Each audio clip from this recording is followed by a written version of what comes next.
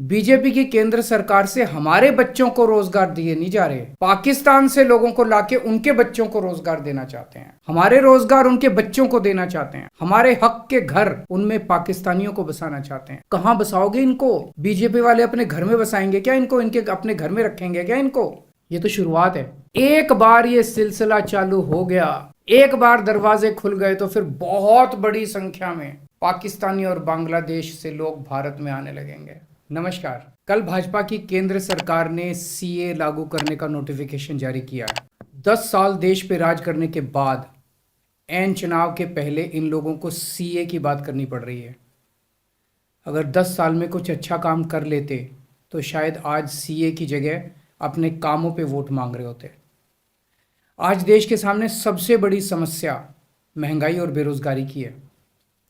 किसी को भी घर चलाना मुश्किल हो रहा है, इतनी ज़्यादा महंगाई हो गई है, कमर तोड़ महंगाई हो रही है।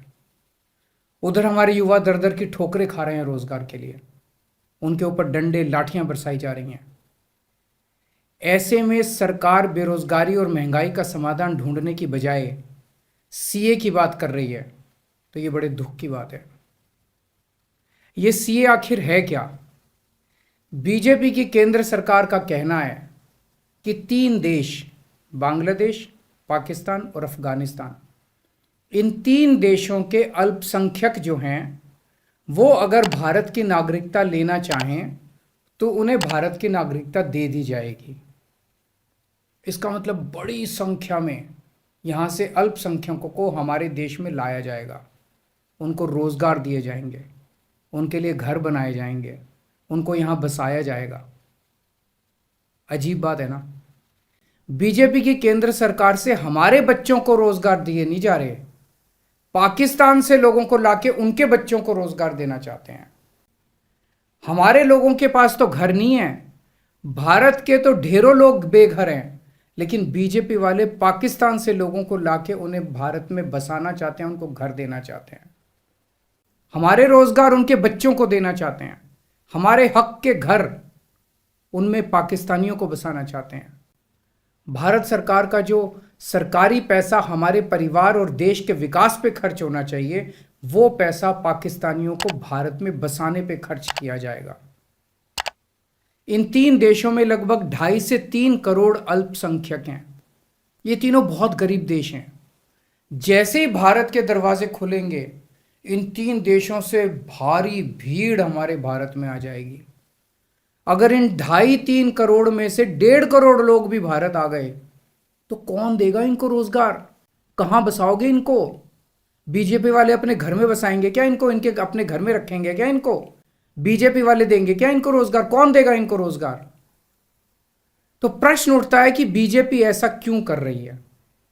कई लोगों से मैंने बात की, कुछ लोगों का कहना है कि ये पूरा का पूरा खेल वोट बैंक बनाने की गंदी राजनीति है। इन तीनों देशों से 1.5-2 करोड़ लोगों को अगर भारत ले आया गया और उनको चुन चुन के इस तरह से देश के अलग अलग भागों में बसाया गया, जिससे जहां जहां बीजेपी के वोट कम हैं वहां झुग्गियां डाल के अगर इन लोगों को वहां बसाया गया तो वहां बीजेपी का एक पक्का वोट बैंक तैयार हो जाएगा, बीजेपी के वोट बढ़ जाएंगे। और आने वाले इस चुनाव में तो नहीं, आने वाले भविष्य के चुनाव में बीजेपी को इससे बहुत बड़ा चुनावी फायदा मिल सकता है, ऐसा कुछ लोगों का कहना है।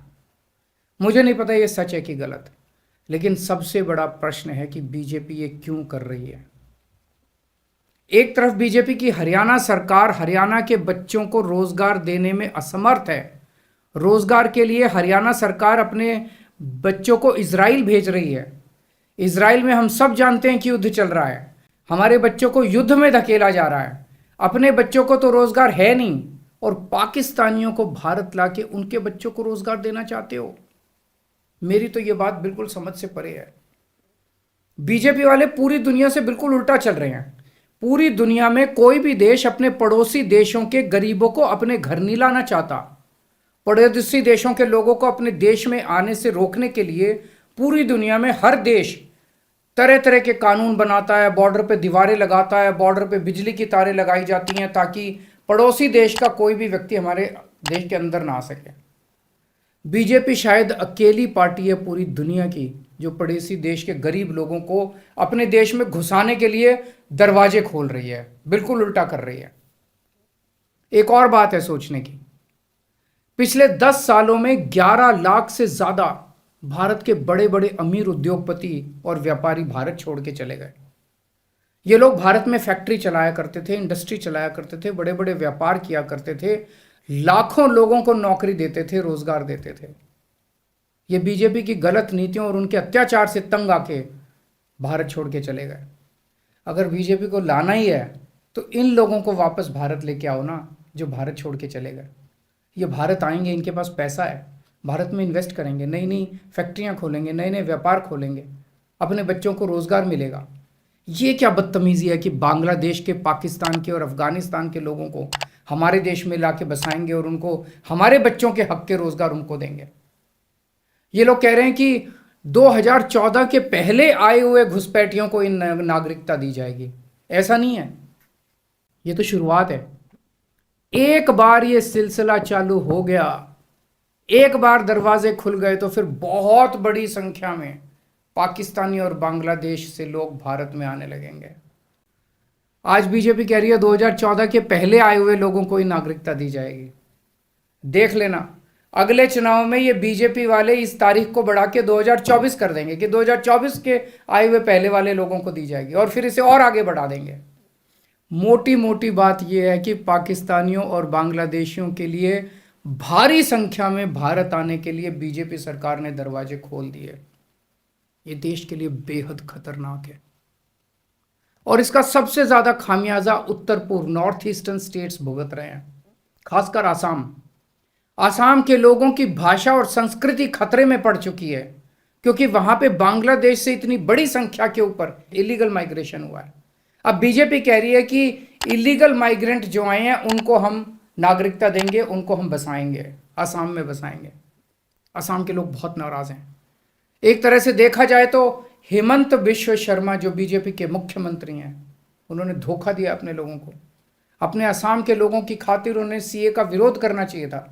उन्हें कहना चाहिए था कि असम के लोगों की संस्कृति और भाषा दोनों खतरे में है, ये बिल्कुल बर्दाश्त नहीं किया जाएगा। तो दोस्तों, पूरे देश की मांग है कि सीए को वापस लिया जाए। हम किसी हालत में अपने बच्चों की नौकरियां, अपने बच्चों के रोजगार दूसरे देश के लोगों को किसी हालत में नहीं देंगे। और अगर बीजेपी नहीं मानती तो इसको वापस नहीं लेती तो इस चुनाव के अंदर बीजेपी के खिलाफ वोट करके आप अपना गुस्सा जाहिर कीजिए। नमस्कार।